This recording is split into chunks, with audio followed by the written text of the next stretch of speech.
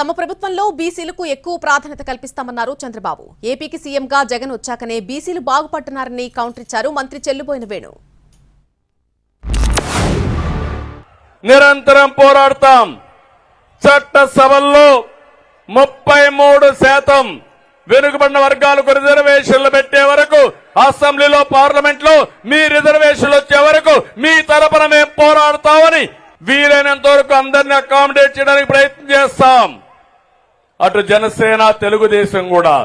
ఒకవేళ ఎవరికైనా మేము రాజకీయంగా ప్రాముఖ్యత ఇవ్వలేకపోతే, స్థానాన్ని కేటాయించలేకపోతే వాళ్ళందరినీ నామినేటెడ్ పోస్టుల్లో పెట్టే బాధ్యత ఎమ్మెల్సీలుగా, ఎంపీలుగా, కార్పొరేషన్ చైర్మన్లుగా వివిధ రంగాల్లో మిమ్మల్ని ప్రోత్సహించే బాధ్యత మాదని మీ అందరికీ హామీ ఇస్తున్నా.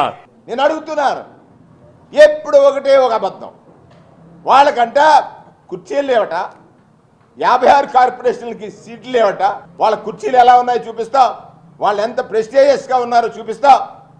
ఈయన చేస్తే చులకన చేసిన వాడు గొప్పవాడు, గొప్పగా చూసేవాడు చులకన చేసినట్టంట. ఇది ఎక్కడ కొత్త భాష్యం, కొత్త భాష.